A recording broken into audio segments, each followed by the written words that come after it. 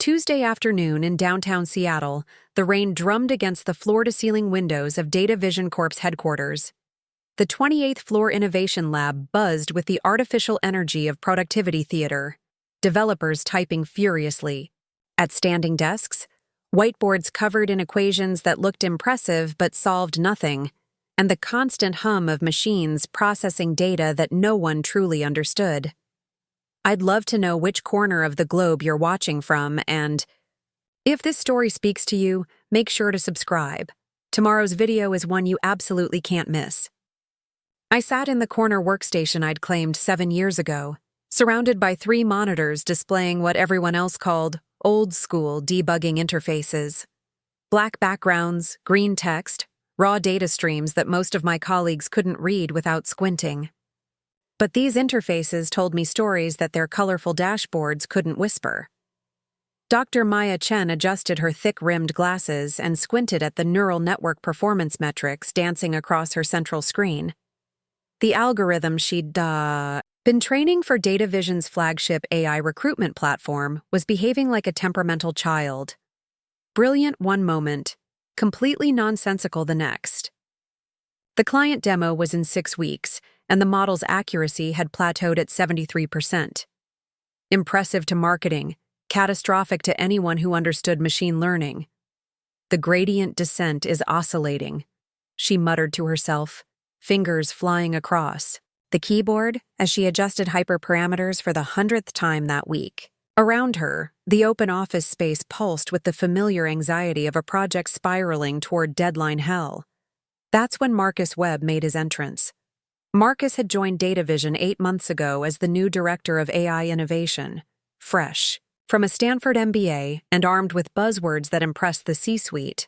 His LinkedIn profile featured him at tech conferences, always positioned next to whiteboards filled with acronyms: MLOps, AutoML, low-code AI solutions. He wore designer sneakers that cost more than Maya's monthly rent and had never written a D line of production code in his life. He approached her workstation with his usual swagger, followed by 2 junior developers who hung on his every word like eager disciples. His eyes swept across Maya's monitors with the disdain of someone who equated visual complexity with outdated thinking. "Still debugging like it's 1995, I see," Marcus announced loud enough for the surrounding desks to hear. His voice carried that particular Silicon Valley blend of condescension and forced enthusiasm. "Maya, we've talked about this. Manual hyperparameter tuning, handcrafted feature engineering. These dinosaur methods are exactly why our AI initiatives have been moving so slowly." Maya's fingers paused above the keyboard. She'd heard variations of this speech before, but something in Marcus's tone today felt different. More pointed, more public. The conversations around nearby workstations quieted as colleagues turned to watch the show. The automated optimization. "Tools keep getting stuck in local minima," Maya replied evenly, not turning around. "I'm manually exploring the parameter space to understand why the model architecture isn't exactly my point," Marcus interrupted, stepping closer so his voice would carry further. "You're micromanaging algorithms that are designed to optimize themselves. It's like insisting on calculating GPS routes by hand when you have Google Maps." One of the junior developers snickered. Maya finally swiveled her chair to face Marcus, her expression carefully neutral despite the heat rising in her chest. She recognized the setup, the public challenge designed to make her defend methods that sounded archaic to anyone who didn't understand the deeper mathematics. "The AutoML pipeline you implemented last month," Maya said quietly, "has been producing models with 68% accuracy on our validation sets. My dinosaur methods are currently sitting at 73% and climbing." Marcus waved dismissively. 5 percentage points aren't worth the technical debt you're creating. Look at this setup." He gestured at her monitors like they were museum pieces. "Command line interfaces, custom scripts, manual data pre-processing. How is anyone else supposed to maintain this when you're gone? We need scalable, modern solutions." Scalable. "Solutions that don't work aren't solutions," Maya replied. The snicker from the junior developer stopped abruptly. Around them, the office had gone quiet enough that the hum of servers became audible. Maya could feel eyes on her from every direction, some sympathetic, others curious about how this confrontation would end. Marcus's smile sharpened. "Maya, I appreciate your craftsmanship. Really, I do. But data vision is moving into the future. We're implementing state-of-the-art MLOps pipelines, automated model deployment, and low-code AI frameworks that let our entire team contribute to machine learning projects. Not just the people who memorize textbooks from the 1990s. The comparison stung because it was designed to. Maya had indeed learned her foundation skills from textbooks and research papers that predated the current wave of AI hype.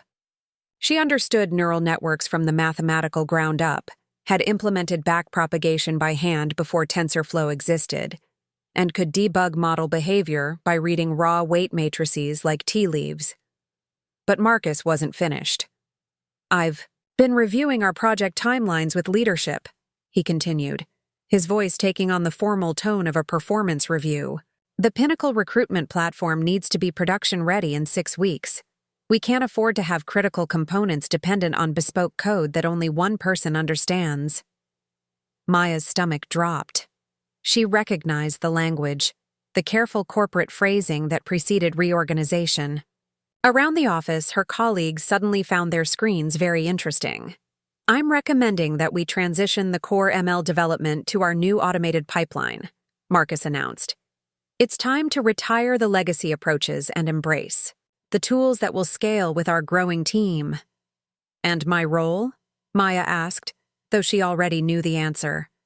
Marcus's expression softened with manufactured sympathy. "We'd love to have you transition to a consulting position. Help us document your unique approaches for historical reference. Maybe work on some exploratory research projects that don't have hard deadlines." The demotion was wrapped in diplomatic language, but everyone in earshot understood its meaning. Maya Chen, the woman who had built DataVision's first profitable AI system from scratch, was being sidelined by a manager who couldn't debug a Hello World program. Maya nodded slowly, her face revealing nothing. "I understand." "Great, I knew. You'd be professional about this." Marcus clapped his hands together. "Let's schedule a knowledge transfer session for tomorrow. I want to make sure we capture all your institutional knowledge before the transition." As Marcus walked away, trailed by his eager disciples, Maya turned back to her monitors. The neural network was still training, still learning, still improving, with each iteration of her carefully crafted optimization routine.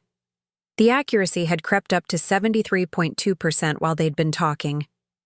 She opened a new terminal window and began typing commands that would have looked like ancient magic to Marcus. But Maya wasn't casting spells. She was building something that actually worked. And as she typed, a different kind of plan began forming in the back of her mind. The rain continued drumming against the windows as the afternoon wore on. Maya worked in silence, surrounded by the quiet hum of machines and the distant chatter of colleagues who now saw her as yesterday's news. But tomorrow, she decided, would be very different. That evening, Maya's Capitol Hill apartment felt smaller than usual. The rain had followed her home, tapping against the windows of her second-floor walk-up like impatient fingers. She sat at her kitchen table, a cup of jasmine tea growing cold beside her laptop, staring at the email that had arrived an hour after she'd left the office. Subject: knowledge transfer and transition planning, action required. Marcus had wasted no time. The email outlined a 3-day handover process, complete with documentation requirements and meetings with the modernization team. Reading between the corporate language, Maya understood she was being given just enough time to explain 7 years of work before being shuffled into irrelevance. She closed the email without responding and opened a different window, her personal development environment, running on a custom Linux setup that she'd been refining for years. Most of her colleagues used cloud-based IDEs and pre-configured development platforms. Maya preferred to understand every layer of her computing stack from the kernel up. The irony wasn't lost on her. Marcus called her methods dinosaur approaches, but those same approaches had created something remarkable that he couldn't see through his buzzword-tinted glasses. Maya pulled up her personal project repository, a private GitHub account that contained 7 years of careful innovation. Not code stolen from data vision, but the evolution of ideas and techniques that she'd developed on her own time, testing concepts that the company had never bothered to explore. The crown jewel was something she'd been calling the adaptive framework, a machine learning architecture that could modify its own structure based on the patterns it discovered in training data. While Marcus was excited about AutoML tools that optimized hyperparameters, Maya had built something that optimized the fundamental model architecture itself.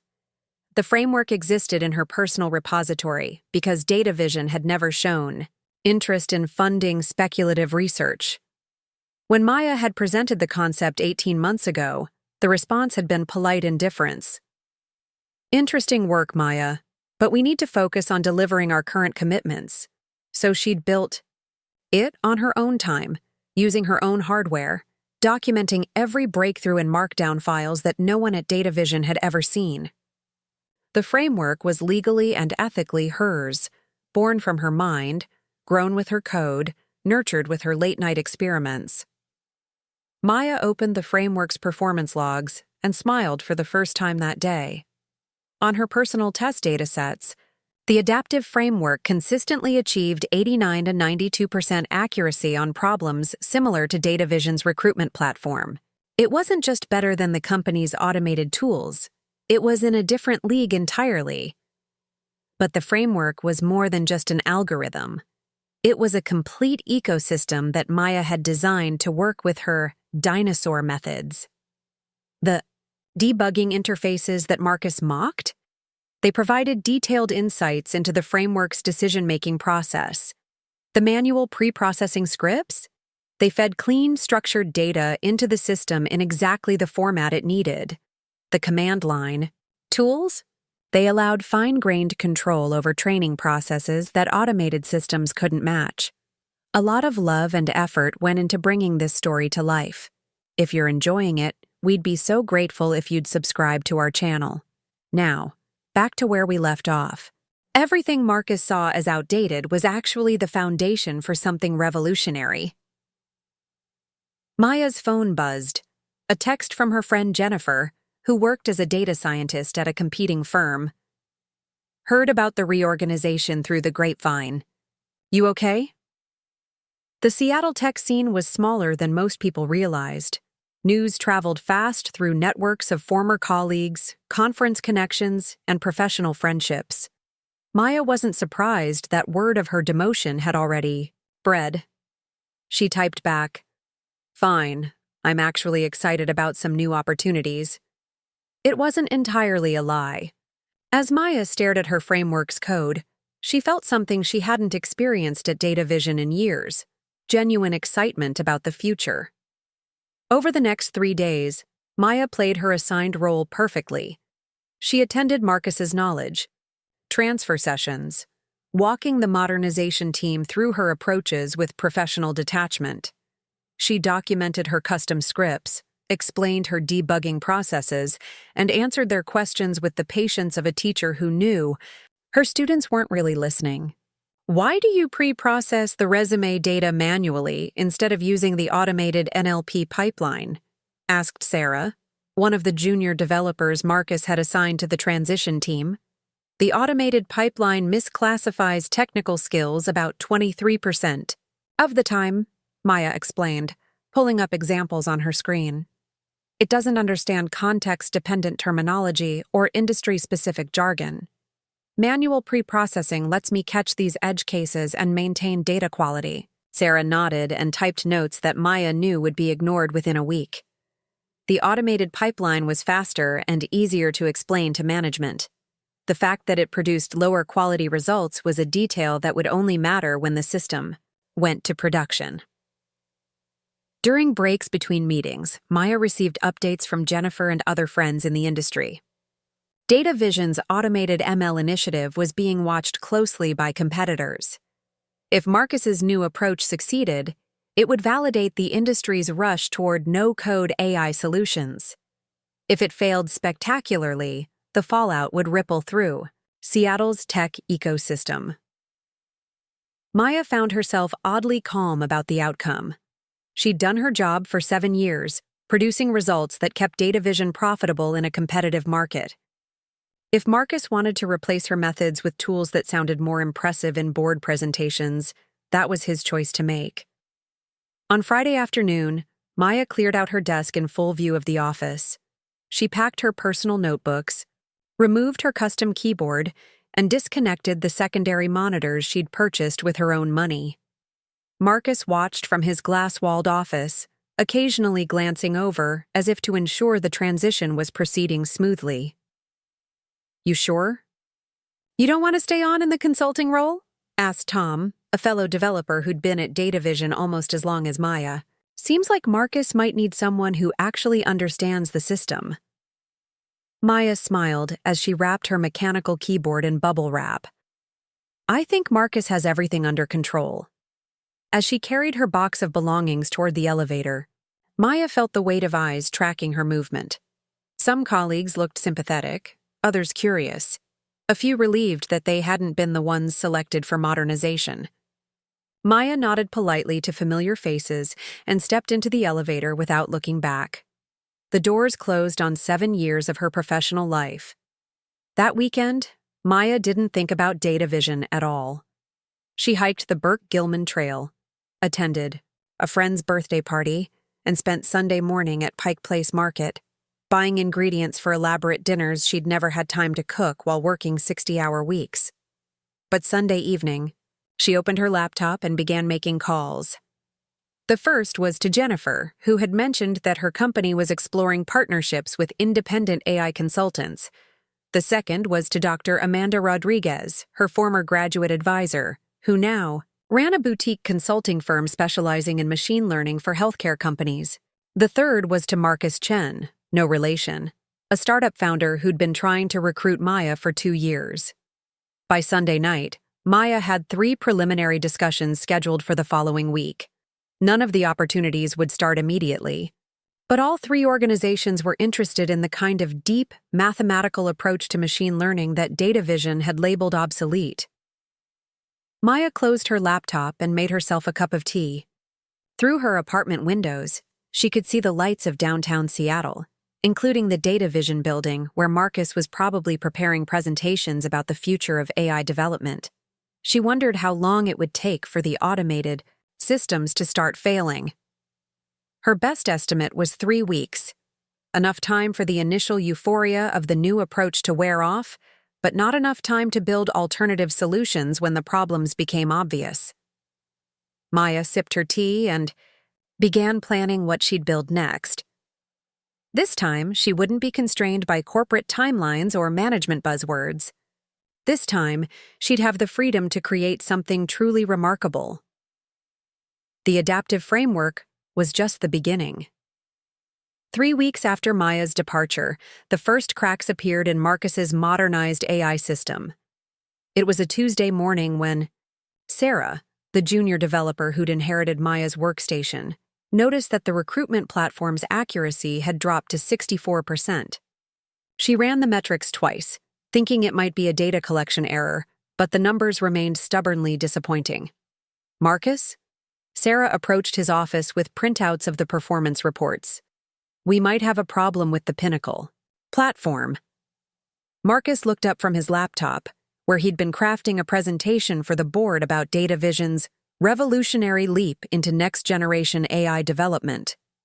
The demo was scheduled for the following week, and he'd been planning to showcase accuracy improvements that would justify the restructuring. "What kind of problem?" he asked, already formulating explanations that would minimize whatever Sarah had discovered. "The model accuracy has been declining since we switched to the automated pipeline.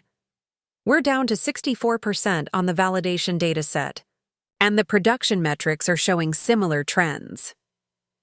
Marcus frowned at the printouts. The numbers were clearly problematic, but they didn't align with the reports his automated monitoring system had been generating. According to his dashboard, Everything was running smoothly. "Have you checked the data quality?" Marcus asked. "Maybe we're getting some corrupted inputs." Sarah shook her head. "I ran data validation checks. The inputs look clean. But the model seems to be making increasingly random predictions. Yesterday, it classified a software engineer with 15 years of Java experience as entry-level marketing candidate." The absurdity of the example made Marcus wince. He pulled up his own monitoring dashboard, which showed green status indicators across all system components. The automated MLOps pipeline was functioning perfectly. It just wasn't producing intelligent results. "Let me look into this," Marcus said. "Probably just needs some hyperparameter adjustments." But as the day progressed, the problem worsened. The automated optimization tools that Marcus had championed kept adjusting model parameters in response to the declining performance, but each adjustment seemed to make the predictions more erratic rather than more accurate. By Wednesday, the situation had escalated to crisis level. Tom, the senior developer who'd tried to convince Maya to stay, was pulled into an emergency troubleshooting session with the entire modernization team. "The automated pipeline keeps optimizing for the wrong metrics," Tom explained, pointing to graphs that showed the system's confused behavior. "It's improving technical accuracy while destroying real-world performance. The model is learning to game the validation tests rather than actually understanding resume content." Marcus stared at the data visualizations, trying to understand how his state-of-the-art MLOps system could be producing such obviously broken results. The automated tools were supposed to prevent exactly this kind of problem by optimizing model performance continuously. "Can't we just roll back to the previous model version?" Marcus asked. Tom shook his head grimly. "The automated deployment system overwrote the previous models as part of the optimization process. We don't have clean rollback points. What about Maya's original code? Can we recreate her approach?" "I tried," Sarah interjected. "But her pre-processing scripts were integrated with custom debugging tools and manual optimization routines. The documentation explains what the code does, but not why it does it. Without understanding her reasoning, I can't reproduce the results." Marcus felt a cold knot forming in his stomach. The board demo was 5 days away, and DataVision's flagship AI platform was producing results that bordered on artificial stupidity. "Get Maya on the phone," Marcus said quietly. Tom winced. "She's not answering calls from DataVision numbers. I tried reaching out yesterday when I first noticed the performance issues." "Then get her personal number. Offer her a consulting contract. Whatever it takes." But Maya wasn't interested in rescue missions. When Tom finally reached her through a mutual connection, her response was polite but firm. "I'm committed to other projects right now. I'm sure Marcus and his team will figure it out." By Thursday, word of DataVision's AI crisis had leaked beyond the company walls. Jennifer called Maya that evening with updates from the industry rumor mill. 3 enterprise clients have put their implementations on hold, Jennifer reported. Word is spreading that the Pinnacle platform is producing nonsensical results. Marcus is apparently telling people it's just a temporary calibration issue, but everyone knows that's corporate speak for "we're completely screwed." Maya listened while preparing dinner in her Capitol Hill kitchen, a complex Thai curry that required the kind of patient attention to detail that automated cooking apps could never replicate. "Are you enjoying this?" Jennifer asked. "Be honest." Maya considered the question while adjusting the heat under her curry paste. "I'm not enjoying their suffering," she said finally, "but I am satisfied that reality is asserting itself." "That's very zen of you." Marcus called my methods dinosaur approaches because he confused complexity with sophistication. He thought that newer tools were automatically better tools without understanding what problems the older methods were actually solving. Maya stirred her curry and inhaled the rich, layered aroma that came from combining ingredients in precise sequence, a process that no automated system could replicate without understanding the underlying chemistry. The irony is that his modern approach is actually more primitive than what I was doing. He replaced understanding with automation, which works fine until you encounter problems that require actual intelligence to solve.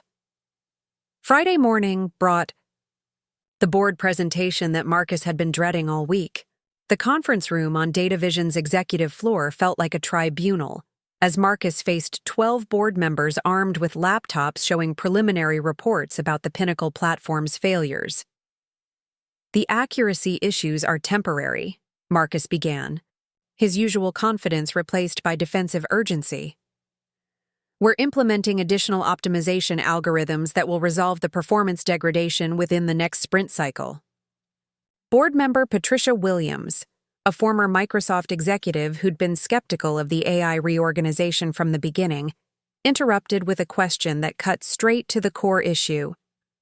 "Marcus, help me understand something. We had a working system that produced 73% accuracy.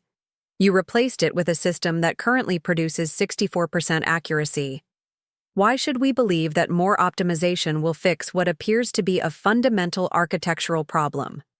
Marcus's prepared talking points about scalable MLOps pipelines and low-code AI frameworks suddenly sounded hollow in the face of hard performance data. He'd spent months criticizing Maya's methods without fully understanding what those methods accomplished. "The previous system wasn't scalable," Marcus replied, falling back on his familiar arguments. "Maya's approach created technical debt and knowledge silos that would have limited our growth potential." "But it worked," Williams countered. "And your approach doesn't. At what point does theoretical scalability become less important than practical results?" The question hung in the air, like smoke from a fire that everyone could smell, but no one wanted to acknowledge. Marcus realized that he was defending a philosophy rather than demonstrating results, and philosophies didn't impress boards of directors who measured success in revenue and market share. The presentation ended with a directive that Marcus had been hoping to avoid: bring Maya Chen back as a consultant to stabilize the Pinnacle platform before the client demos scheduled for the following month. But Maya was no longer available for rescue missions. That same Friday, Maya was sitting in the conference room of Nexus Analytics, a boutique AI firm that specialized in solving problems too complex for automated solutions. Dr. Rodriguez had introduced her to the company's founders, who were impressed by both her technical background and her philosophical approach to machine learning. "We're not interested in competing with the big MLOps platforms," explained David Park, Nexus's CEO. "We focus on clients who need actual artificial intelligence, not just statistical correlation engines wrapped in fancy dashboards." Maya nodded, recognizing the distinction that Marcus had never understood. "Most of what people call AI today is just pattern matching with marketing. Real machine learning requires understanding the problem domain deeply enough to engineer solutions that generalize to new situations." "Exactly. And that's why we'd like to offer you a senior consulting position with equity. You'd lead a small team working on genuinely challenging problems for clients who value results over buzzword compliance." Maya accepted the offer that afternoon. 2 weeks later, DataVision quietly announced that the Pinnacle recruitment platform would be delayed pending additional optimization. Marcus was reassigned to a business development role that kept him away from technical decisions. The modernization team was dissolved, and DataVision began the expensive process of rebuilding their AI capabilities from scratch. Maya heard about the announcement through industry channels, but she was too busy with her new projects to pay much attention to DataVision's struggles. At Nexus Analytics, she was working on problems that challenged her intellectually: medical diagnosis systems that needed to explain their reasoning, financial models that had to work reliably in unprecedented market conditions, and robotics, applications where failure meant physical danger rather than just embarrassing demos. Her adaptive framework became the foundation for Nexus's most innovative solutions. Clients didn't care whether the architecture looked modern or followed the latest MLOps trends. They cared whether it solved their problems better than anything else available. 3 months after leaving DataVision, Maya received an unexpected email. It was from Sarah, the junior developer who'd inherited her workstation. writing from a personal email account rather than her corporate address. "Hi, Maya. I know this is probably awkward given everything that happened, but I wanted to reach out because I've been thinking about our conversation during the knowledge transfer. You mentioned that manual pre-processing helped catch edge cases that automated systems missed, and I've been researching why that matters. I'm starting to understand that what Marcus called dinosaur methods were actually more sophisticated than the automated tools we replaced them with. Would you be willing to have coffee and talk about machine learning from a more mathematical perspective? I'm realizing that my CS degree didn't actually teach me how these systems work at a fundamental level." Maya smiled as she read the email. Sarah's message reminded her of her own journey from buzzword-driven enthusiasm to deep mathematical understanding. It had taken years of patient study and countless failed experiments to develop intuition about when automation helped and when it hindered genuine problem-solving. She typed back, "I'd be happy to talk. There's a coffee shop in Fremont that has good espresso and quiet corners for technical conversations. How's Saturday afternoon?" As Maya sent the email, she reflected on the strange trajectory that had brought her from corporate humiliation to professional fulfillment. Marcus had been wrong about almost everything, but he'd been accidentally right about one thing. Her methods were indeed connected to older traditions of rigorous mathematical thinking that predated the current wave of AI hype. The difference was that Maya saw those traditions as a foundation for innovation rather than an obstacle to progress. While others chased the latest automated tools, she'd built something genuinely intelligent on principles that were both ancient and timeless. Her phone buzzed with a text from Dr. Rodriguez. "Just got word that the healthcare AI system we built, with your framework, is outperforming everything else in the clinical trials. The hospital wants to discuss expanding the partnership. Congratulations, you've built something remarkable." Maya looked out the window of her new office at Nexus Analytics, watching the Seattle skyline that had once included her view from DataVision's 28th floor. The city looked different now, full of possibility rather than limitation, opportunities rather than obstacles. She opened her laptop and began sketching the architecture for her next project, an AI system that could teach itself to teach others, combining automated optimization with the kind of deep understanding that no tool could replace. Marcus had called her methods dinosaur approaches, thinking that newer was automatically better. But Maya understood something that Marcus never would. The best innovations weren't about replacing wisdom with tools, but about using tools to amplify wisdom. She was building the future, one carefully crafted algorithm at a time. And unlike the systems that would inevitably replace Marcus's latest automated solutions, Maya's work was designed to endure. Looking for more? We've got 2 amazing stories ready for you right on screen.